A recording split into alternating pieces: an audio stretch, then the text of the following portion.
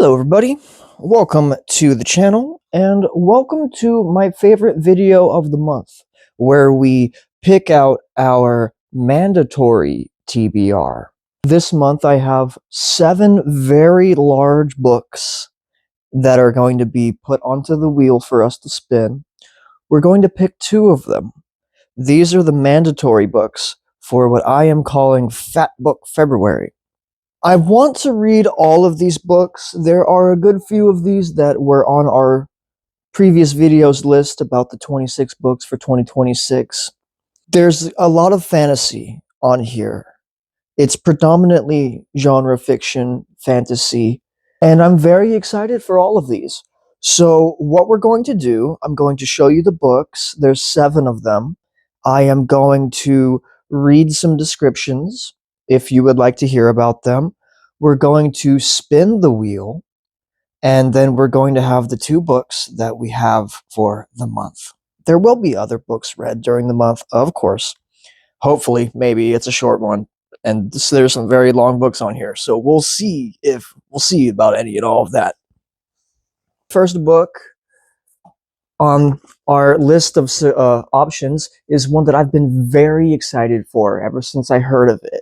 That is China Mieville's Perdido Street Station. This was published in the year 2000, and the blurb goes as follows. The metropolis of New Crabuzon sprawls at the center of the world. Humans and mutants and arcane races brood in the gloom beneath its chimneys. Where the river is sluggish with unnatural effluent and foundries pound into the night. For 1,000 years, the Parliament and its brutal militias have ruled over a vast economy of workers and artists, spies and soldiers, magicians, crooks, and junkies. Now, a stranger has arrived with a pocket full of gold and an impossible demand, and something unthinkable is released. The city is gripped by an alien terror. The fate of millions lies with a clutch of renegades. A reckoning is due at the city's heart, in the vast edifice of brick and wood and steel under the vaults of Perdido Street Station. It is too late to escape. This one is the very first China Mieville book that I wanted to read. I ended up buying and trying The City and the City, The City in the City, The City and the City. Yeah, I tried reading The City and the City previously. I had to put it down because I felt like it wasn't the right time for me. There was mystery, like detective mystery that was part of it that I don't think I was quite prepared for at the moment. I look forward to coming back to that. But for now, I want to read this. There's so much huge, crazy city and the sprawling underbellies. I'm really into that. I would really super love to read this month. The next possible read on the wheel is going to be Jonathan Strange and Mr. Norrell by Susanna Clarke. This was published in 2004. I read Piranesi a year or 2 ago, and it was immediately catapulted into one of my favorite fantasy books of all time. Immediate classic. You could tell it's going to survive and live on beyond so many of these other fantasy books simply do not. We'll still be talking about Piranesi years and years and years, decades into the future for everything that book has done to art. And from what I have heard, people oftentimes even prefer this over this next work of hers. This is the huge sprawling epic that she came out with. Her debut, could you imagine that? And the description goes as follows. The year is 1806. England is beleaguered by a long war with Napoleon, and centuries have passed since practical magicians faded into the nation's past. But scholars of this glorious history discover that one remains, the reclusive Mr. Norrell, whose displays of magic send a thrill through the country. Proceeding to London, he raises a beautiful woman from the dead and summons an army of ghostly ships to terrify the French. Yet, the cautious, fussy Norrell is challenged by the emergence of another magician, the brilliant novice Jonathan Strange. Young, handsome, and daring, Strange is the very antithesis of Norrell. So begins a dangerous battle between these two great men, which overwhelms that between England and France.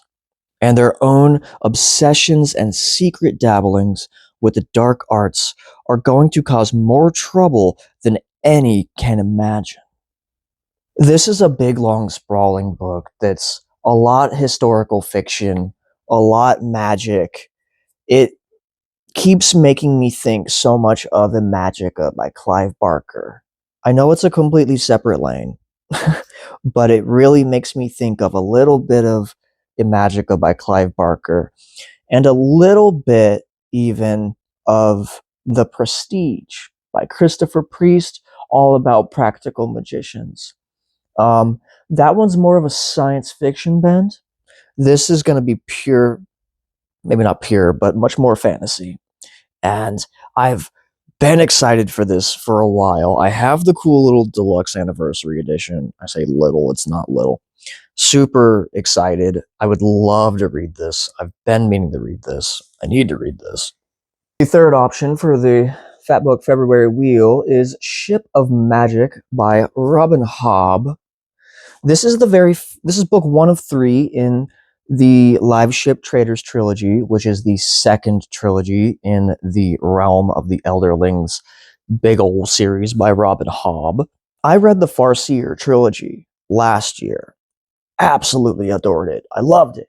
Robin Hobb is perfect. When it comes to fantasy, she's one of my personal favorites. From what I hear, this is where everything bumps up even another notch to get even way better. This series is a lot of people's favorite series in the overarching series in general. This was published in 1998, and the blurb goes as follows. Wizard wood, a sentient wood, the most precious commodity in the world. Like many other legendary wares, it comes only from the Rain River wilds. But how can one trade with the Rain Wilders when only a live ship fashioned from wizard wood can negotiate the perilous waters of the Rain River? Rare and valuable, a live ship will quicken only when 3 members from successive generations have died on board. The live ship Vivacia is about to undergo her quickening as Althea Vestrit's father is carried on deck in his death throes. Althea waits for the ship that she loves more than anything else in the world to awaken, only to discover that the Vivacia has been signed away in her father's will to her brutal brother-in-law, Kyle Haven. Others plot to win or steal a live ship. The Paragon, known by many as the Pariah, went mad, turned turtle, and drowned his crew. Now he lies blind, lonely, and broken on a deserted beach, but greedy men have designs to restore him, to sail the waters of the Rain Wild River once more. This part of the overall series, Realm of the Elderlings, is moving away from a lot of the characters that we got to know and got to follow in the first trilogy, but I know we come back to them later. I'm really looking forward to seeing what this side of the story is, and I really want to know about these boats. The fourth option on the wheel is Lord of Chaos by Robert Jordan. This is book 6 in Wheel of Time. How much can we actually get into this without going spoilers now that we're book 6? The blurb is as follows. On the slopes of Sheol Ghul, the Murdral swords are forged, and the sky is not the sky of this world. In Salidar, the White Tower in exile prepares an embassy to Camelin, where Randall Thor, the Dragon Reborn, holds his throne, and where an unexpected visitor may change the world. In Edmund's Field, Perrin Goldeneyes, Lord of the Two Rivers, feels the pull of Ta'Veren and prepares to march. Morghese of Camelin finds a most unexpected and quite unwelcome ally. And south lies Ilian, where Samael holds sway. That's about all we can really get into. For this one, like I said, it's book 6 of 14. We're pretty into it now. Some very pivotal things just happened in the last book. Some very emotionally pivotal things happened in the last book, which I feel are changing the series, the trajectory that we had going on overall in this series. I hope to get a lot more answers in this. This is the last book before people call the slog or whatever in the book. Everyone says this one's rather exciting, hopefully. I'm looking forward to reading this and seeing the shenanigans that we get up to, seeing just what everyone loves so much about this book. Now, the 5th option on this wheel is going to be the only reread. This is Wolves of the Calla by Stephen King, The Dark Tower, book 5. I am working my way ever slowly through a rather extended reread of The Dark Tower. This is essentially the beginning of the end in a lot of ways for The Dark Tower. This is part of a vast stretch of novels that came out in quick succession after the 4th book, after Stephen King got hit by a vehicle and almost died. One of the biggest story arcs in the entire series. The blurb, I could just say, the blurb is as follows. And this is from 2003. Roland and his Tet have returned to the path of the beam when they discover that they are being followed by a group of inexperienced trackers. The trackers are from the town of Calla Bryn Sturgis, and they desperately need the help of gunslingers. Once every generation, a band of masked riders known only as the Wolves gallop their way out of the dark land of Thunderclap to steal 1/2 of all the twins born in the Callas. When the children are returned, they are ruined, or mentally and physically ruined. In less than a month, the Wolves will raid again. In exchange for Roland's aid, Father Callahan, a priest originally from our world, offers to give Roland a powerful but evil-seeing sphere, the sinister globe called Black 13, which he has hidden below the floorboards of his church. Not only must Roland and his Tet discover a way to defeat the invincible wolves, but they must also return to New York so that they can save our world's incarnation of the Dark Tower from the machinations of the evil Sombra Corporation. I would love for this to show up. I'm very excited to read this again.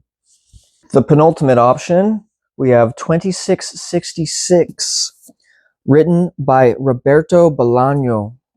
This book was released in 2004, and here, these last two, we're going back into actual capital L lit, so there's no more fantasy on here. The blurb is as follows.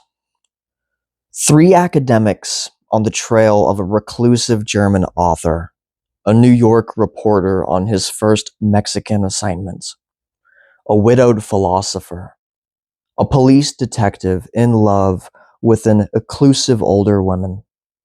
These are among the searchers drawn to the border city of Santa Teresa, where over the course of a decade, hundreds of women have disappeared. This is a book set in a fictionalized border town in Mexico. I believe it's on the Mexico-California border, and I don't know all too much beyond the blurb that I just read you from the back of the book. I can't be certain on this, but I think this is all of these multiple characters have like prolonged chapters in vignettes or novellas essentially tucked in here, kind of like a David Mitchell Cloud Atlas or a Dan Simmons Hyperion, bit of a setup, but literary fiction set in a fictionalized border town. I'm very excited. A lot of people say that it's a bit challenging. However, it's extremely impactful and extremely emotional. And I've heard a couple people say that it's one of their favorite, like among their favorite recent reads and among their favorite books of all time. I would love to read this.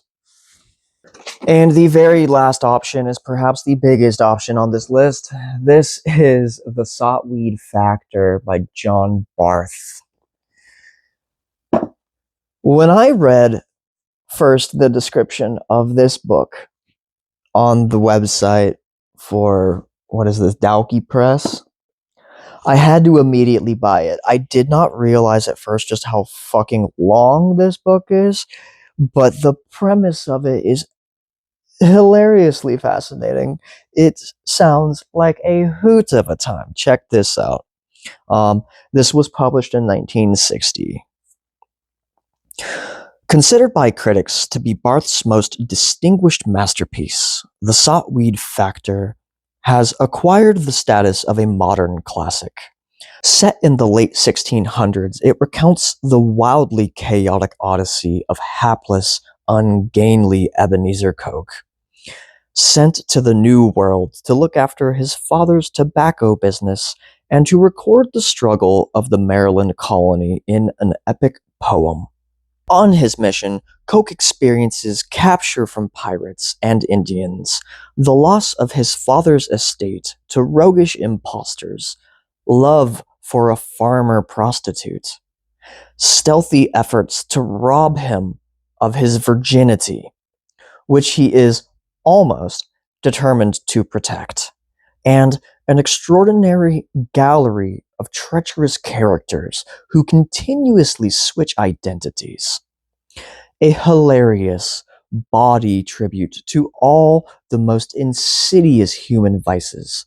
The Sot-Weed Factor has a lasting relevance for readers of all times. So this makes me think it's going to be very funny. It makes me think of this high and mighty virgin pompous idiot. Perhaps not an idiot. I could be putting a bit too much on him for that. But this dude, like, being beat over the head by the universe, not getting exactly what he wants, and just shenanigans, absurdity. It's the longest book on here.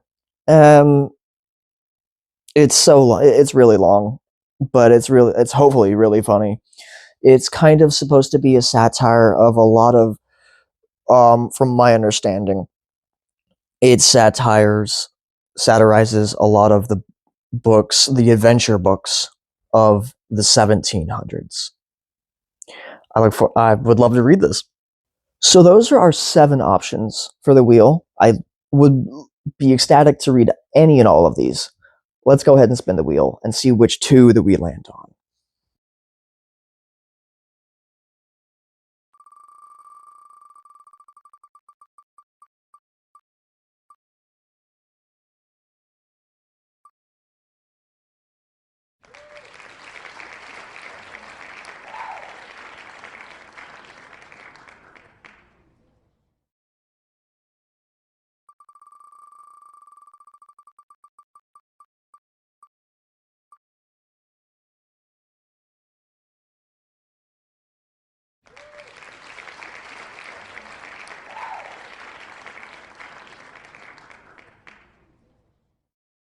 So we have our 2 winners. We have Ship of Magic by Robin Hobb and The Sot-Weed Factor by John Barth.